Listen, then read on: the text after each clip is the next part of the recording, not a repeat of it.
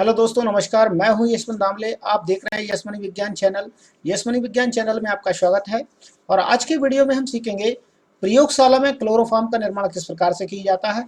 इसके निर्माण के 4 पद दिए गए हैं, तो चारों पदों को मैंने विस्तार से समझाने का प्रयास किया गया है, जो कि आपको सरलता से समझ आ सकेगा। आपको कहीं से कहीं तक कोई कठिनाई नहीं दिखेगी। तो आइए शुरू करते हैं।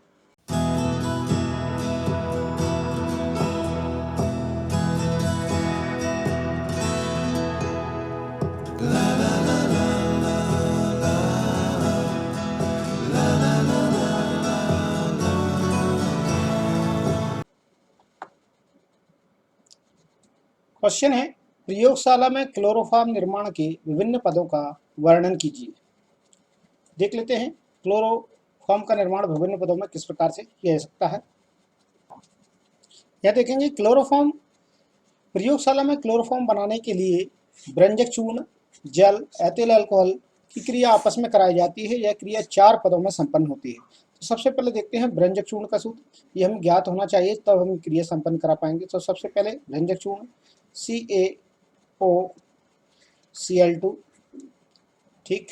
इसके बाद जल H2, फॉर्मूला हमें मालूम होना चाहिए। एथिल अल्कोहल का फॉर्मूला C2H5OH, ये हमारे पास मौजूद रहेंगी। इनकी आपस में क्रिया कराई जाएगी।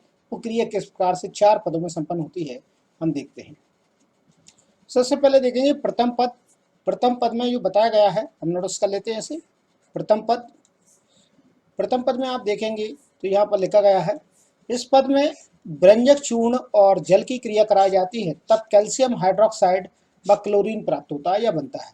तो सबसे पहले हमें भ्रंजक चूर्ण और जल की क्रिया कराना है। तो भ्रंजक चूर्ण का सूत्र हम जानते हैं, हमने अभी नोटिस किया है, तुरंत में देखा है भ्रंजक चूर्ण का सूत्र। तो CaOCl2, ये भ्रंजक चूर्ण का सूत्र है। ये देखिए, साथ साथ में जल की क्रिया इससे कराई जाना है, तो ये प्लस में मैंने जल का सूत्र मैं यहाँ लिख दूंगा H2। देखिए, तो सबसे पहले यह क्रिया कराई जाएगी, तो यहाँ पर बनता है, लिखा गया है कैल्शियम हाइड्रोक्साइड बनता है। तो कैल्शियम हाइड्रोक्साइड बनाने के लिए जरूरी है कि यहाँ से हमें CO निकालना पड़ेगा, CaO, ठीक। और यहाँ से एक हमें वास्तव में जरूरत पड़ेगी, वो हाइड्रोजन की पड़ेगी। यहाँ आप देखेंगे तो एक हाइड्रोजन यहाँ से चाहिए, ठीक। तो एक हाइड्रोजन है, जबकि यहाँ पर हमारे पास 2 हाइड्रोजन है। तो हम इन्हें किस प्रकार से प्राप्त करेंगे। 2 हाइड्रोजन है तो हम दोनों हाइड्रोजन लेंगे यहाँ पर, ठीक है, क्योंकि कैल्शियम हाइड्रोक्साइड का ये यहाँ पर से दोनों हाइड्रोजन यहाँ पर यूज हो जाएंगी, और ये पूरा जल का अणु यहाँ पर यूज होगा। कैसे, किस प्रकार से यूज होने वाला है, हम इसे देख लेते हैं। देखिए, क्योंकि कैल्शियम डाई पॉजिटिव है और हाइड्रोक्साइड होता है मोनोनेगेटिव, इसलिए जब ये कैल्शियम हाइड्रोक्साइड बनाएगा तो इस प्रकार से यहाँ पर ये ऐड हो जाएंगे। एक हाइड्रोक्साइड इधर जुड़ जाएगा इसमें से, और एक ये। अब हमारे पास शेष जो बचा यौगिक है, वो आप देख पाएंगे किस प्रकार से। क्लोरीन, ये हमारे पास शेष है क्लोरीन। तो क्लोरीन यहाँ पर शेष है, तो क्लोरीन को हम यहाँ पर बाहर निकाल देते हैं। क्लोरीन गैस शेष बचेगी। तो ये फर्स्ट पद हो जाएगा सबसे पहले नंबर पर। आप देख पा रहे हैं ये किस प्रकार से क्रिया होती है। आप इसे चाहें तो दूसरे प्रकार से भी हम इसे क्रिया को करके देख सकते हैं, कोई दिक्कत नहीं है, इसमें सरल है, कठिन कहीं से कहीं तक भी नहीं है। आप इसे इस प्रकार से भी नोटिस कर सकते हैं। Ca, कैल्शियम को 2 बॉन्ड्स फ्री होते हैं। एक बॉन्ड से यहाँ पर यदि ऑक्सीजन जुड़ी है, तो दूसरे से यहाँ पर क्लोरीन जुड़ा होगा, और एक क्लोरीन ऑक्सीजन का बॉन्ड फ्री होगा, यहाँ पर यह क्लोरीन जुड़ा होगा। और अब इसके साथ में जल की क्रिया कराना है। तो जल को लिखने का तरीका मेरा दूसरे तरीके से है। इस प्रकार से मैं जल को लिखूंगा, देखिए ये। तब हम कह सकते हैं किस प्रकार से 2 हाइड्रोक्साइड यहाँ से बाहर निकले होंगे। आप देख पाएंगे दोनों हाइड्रोक्साइड, एक तो हाइड्रोक्साइड के रूप में हमारे पास से ये OH निकलेगा, ठीक, और दूसरा हमारे पास H है जो इस ऑक्सीजन के साथ में जाएगा। तो 2 हाइड्रोक्साइड हमारे पास हो जाएंगे। और इस समय यहाँ पर से जो क्लोरीन बन रही है, वो दोनों क्लोरीन यहाँ से मुक्त हो जाती है। यहाँ से जो क्लोरीन हटेगी, वहाँ पर ये हाइड्रोक्साइड ऐड हो जाएगा। तब जाकर हमें इस प्रकार से ये फॉर्मूला प्राप्त हो जाता है। इस प्रकार से हमें ये कैल्शियम हाइड्रोक्साइड क्लोरीन प्राप्त हो गया। प्रथम पद क्लियर है। इसके बाद हम द्वितीय पद पर चलते हैं। द्वितीय पद में हम देखेंगे, यहाँ पर हमें दिखाई दे रहा है द्वितीय पद में कि इस पद में वास्तव में एथिल अल्कोहल क्लोरीन से क्रिया करके ऑक्सीकृत होता है और एल्डिहाइड बनाता है। तो सबसे पहले हमें यहाँ एथिल अल्कोहल लेना पड़ेगा जो कि क्लोरीन से क्रिया करेगा और ऑक्सीकृत होकर एल्डिहाइड बनाएगा। तो एथिल अल्कोहल मैं यहाँ पर ले रहा हूँ, देखेंगे CH3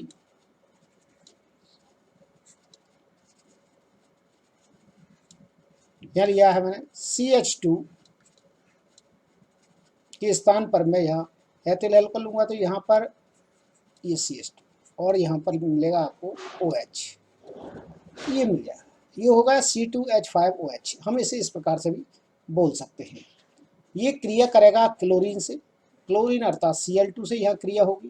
क्रिया होने के उपरांत यहाँ पर सबसे पहले बनता है ऑक्सीकृत होकर एल्डिहाइड। तो एल्डिहाइड किस प्रकार से तैयार होगा, यहाँ पर देखिए किस प्रकार से एल्डिहाइड बनेगा। एल्डिहाइड बनाने के लिए जरूरी है कि यहाँ से हमारे पास ये दोनों हाइड्रोजन है, अर्थात आप देख पाएंगे ये दोनों हाइड्रोजन और ये दोनों क्लोरीन आपस में एक दूसरे के साथ रिएक्ट करके यहाँ पर HCl बनाएंगे तो बाहर हो जाएंगे। ठीक, प्लस हमारे पास ये बचेगा वो आप देख पाएंगे ये पूरा है और ये है। तो यहाँ पर बचा हमारे पास CH3 शेष, इसके बाद बचा C, फिर HO भी हम इसे लिख देंगे। तो ये हमारे पास ये बचा है यौगिक, इसका नाम है एल्डिहाइड। ठीक, या एस्टेल्डिहाइड भी हम इसे कह सकते हैं, या एस्टेल्डिहाइड भी कह सकते हैं। ऐसे एल्डिहाइड बनता है, एस्टेल्डिहाइड बनेगा। इसका IUPAC नाम एथेनॉल है, तो आप वो भी ध्यान रखें, एथेनॉल। ठीक, ये क्रिया आपको समझ आ गई होगी, कोई दिक्कत नहीं है। अब मैं इसे थोड़ा सा ओपन कर देता हूँ, रीओपन करके बता देता हूँ किस प्रकार से रिएक्शन हुई है। CH3 ऐसा कैसा ही लेकर आएगा सेम। इसके बाद मैं यहाँ पर इस कार्बन के जुड़े हुए हाइड्रोजन को ओपन करूँगा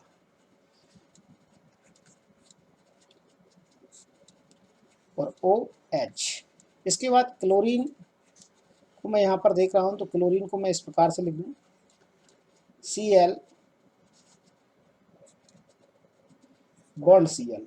अब आप देख पाएंगे किस प्रकार से HCl यहाँ से निकलते बाहर होते हैं।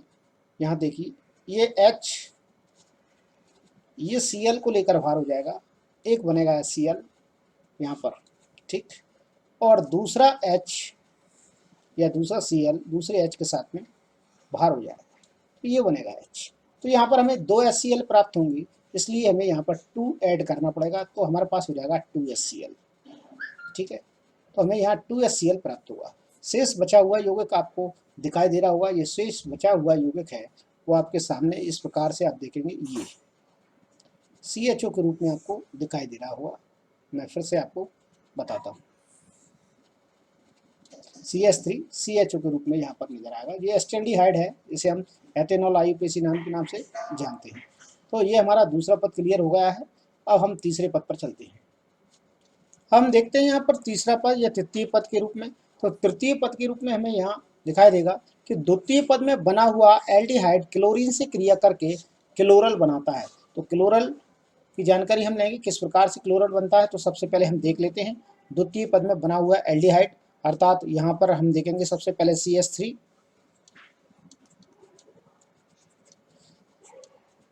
CHO, ये द्वितीय पद में बना हुआ यौगिक है, एस्टेल्डिहाइड है, और ये क्लोरीन से क्रिया करेगा। क्लोरीन से क्रिया करने के लिए यहाँ पर हमको लिखना पड़ेगी Cl2। ठीक, यहाँ हमें क्लोरीन से क्रिया कराने के लिए यहाँ Cl2 लिख रहा हूँ मैं। साथ साथ में हमें यहाँ ये ध्यान रखना है क्लोरल बनाना है। क्लोरल किस प्रकार से बनेगा और क्लोरल का सूत्र क्या होता है। तो क्लोरल का सूत्र होता है वो मैं आपको यहाँ बता रहा हूँ, देखिए CCl3CHO, ये क्लोरल का सूत्र है। तो इसके लिए हमें सबसे पहले करना पड़ेगी यहाँ से 3 हाइड्रोजन को विस्थापित, और वो भी 3 क्लोरीन के साथ, जबकि हमारे पास यहाँ 2 क्लोरीन ही है। तो मैं यहाँ 3 से मल्टीप्लाई करूँगा इसमें, और जो हो जाएंगी 6 क्लोरीन। तो 6 क्लोरीन में से यहाँ 3 क्लोरीन 3 हाइड्रोजन के साथ में भार हो जाएंगी और ये बनाएंगे यहाँ पर 3HCl। शेष बचा हुआ यौगिक मैं यहाँ लिखूंगा। यहाँ से 3 क्लोरीन निकल चुकी हैं और वो भी इसके रूप में। अब यहाँ पर 3 क्लोरीन शेष हैं, वो 3 हाइड्रोजन यहाँ पर लगे हुए हैं, उनके साथ में ऐड हो जाएंगी। देखेंगे किस प्रकार से।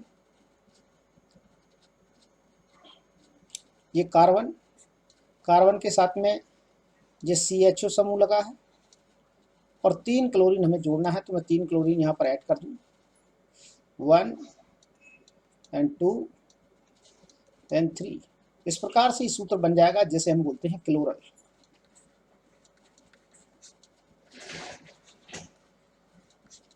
क्लोरल को देखते हैं तो इसका नाम देखें तो ट्राइक्लोरो एथेनॉल के नाम से हम इसे जानते हैं, ठीक ना। आइए इसे विस्तार से देख लेते हैं। इसे विस्तार से समझने के लिए मैं आपको यहाँ पर इस प्रकार से कार्बन के साथ में 3 हाइड्रोजन अलग से ऐड करके दिखाऊंगा। इसमें ओपनली स्ट्रक्चर बता रहा हूँ खुली श्रृंखला के रूप में। ये CHO ऐसा ही रहेगा। फिर साथ साथ में हमें 3 क्लोरीन ग्रुप लेना है, तो 3 क्लोरीन के हम ले लेंगे यहाँ पर। आप चाहें तो इस प्रकार से Cl करके 3 बार यहाँ पर ऐड करेंगे, लिखेंगे। 3 अणु हैं इनके, तो 3 दूनी 6। तो यहाँ 6 में से आप देखेंगे कि सबसे पहली बात मैं आपको नजर आएगी यहाँ पर कि हाइड्रोजन किस प्रकार से क्लोरीन के साथ में बाहर होते हैं। यहाँ से देखेंगे आप, ये क्लोरीन इस हाइड्रोजन के साथ में, ठीक। और यहाँ से ये हाइड्रोजन आप देख पाएंगे इस क्लोरीन के साथ में, ये हाइड्रोजन इस क्लोरीन के साथ में। इस प्रकार से हमारे पास 3 HCl प्राप्त हो जाते हैं। शेष बचा हुआ यौगिक आपको नजर आ रहा है। यहाँ जहाँ से हाइड्रोजन हट रहे हैं उनके स्थान पर यहाँ पर आप क्लोरीन को ऐड करना है। यहाँ से ये बॉन्ड फ्री हो चुका है, ये वास्तव में उस स्थान पर जुड़ेंगे जहाँ से हाइड्रोजन हटे हैं। तो ये 1, ये 2 और ये 3 नंबर के ये यहाँ पर जुड़ जाएगा, ये यहाँ पर जुड़ जाएगा 3 वाला, और 2 वाला यहाँ पर जुड़ जाएगा। इस प्रकार से यहाँ पर ऐड हो जाएंगे और ये हमारे पास सूत्र बन जाएगा क्लोरल का। आप इस सूत्र को हम इस प्रकार से भी लिख सकते हैं, ये क्लोरल है। अब हम चतुर्थ पद को देख लेते हैं, जो कि इसका अंतिम पद है, चौथा पद। चतुर्थ पद चौथा पद है और यहाँ पर देखेंगे आप तृतीय पद में बना हुआ क्लोरल कैल्शियम हाइड्रोक्साइड से क्रिया करके क्लोरोफॉर्म देता है या क्लोरोफॉर्म बनाता है। तो सबसे पहली बात क्लोरल हमें नोटिस कर लिखना है। तो क्लोरल का फॉर्मूला हम जानते ही हैं, ठीक। और कैल्शियम हाइड्रोक्साइड का फॉर्मूला भी हमको ज्ञात है, तो हम वो लिख लेते हैं। तो मैं थोड़ा सा विपरीत तरीके से लिखूंगा इसे। SCHO को इस प्रकार से लिखना चाहूँगा, वो आप यहाँ पर देखेंगे HC, और यहाँ पर मैं आपके सामने इसमें डबल बॉन्ड से ऑक्सीजन को ऊपर जोड़ रहा हूँ और सिंगल बॉन्ड C, और यहाँ 3 क्लोरीन यहाँ पर ऐड कर रहा हूँ, 1, 2 and 3। यहाँ पर हमें कैल्शियम हाइड्रोक्साइड का सूत्र हम जानते ही हैं, तो कैल्शियम हाइड्रोक्साइड में यहाँ पर ले लेता हूँ। ये कैल्शियम हाइड्रोक्साइड में हमारे पास 2 हाइड्रोक्सिल समूह होते हैं, इसीलिए हमें क्लोरल के अणु की संख्या भी 2 लेना पड़ेगा। इसलिए मैं यहाँ पर 2 क्लोरल के अणु ले रहा हूँ। देखिए ये यहाँ पर देख पाएंगे आप किस प्रकार से ये हो गया Cl। एक और यहाँ पर देखेंगे आप, ये Cl, और दूसरा भी यहाँ पर तीसरे नंबर पर मैं यहाँ पर Cl ले रहा हूँ। अब आपको ये समझ आ जाएगा, यहाँ से ये पूरा पोर्शन निकलेगा। यहाँ आप देख पाएंगे किस प्रकार से यहाँ पर क्लोरोफॉर्म बनेगा। तो ये हमारे पास CCl और यहाँ पर से ये H को बाहर ले जाएगा, तो ये यहाँ पर क्लोरोफॉर्म का निर्माण हो जाएगा, ठीक। इसी प्रकार से यहाँ पर भी क्लोरोफॉर्म बनेगा। यहाँ से CCl 3 और यहाँ से एक हाइड्रोजन बाहर हो जाएगा जो आप देख पा रहे हैं। 1 मिनट, ये इस प्रकार से हमारे पास यहाँ क्लोरोफॉर्म के 2 अणु प्राप्त हो जाएंगे।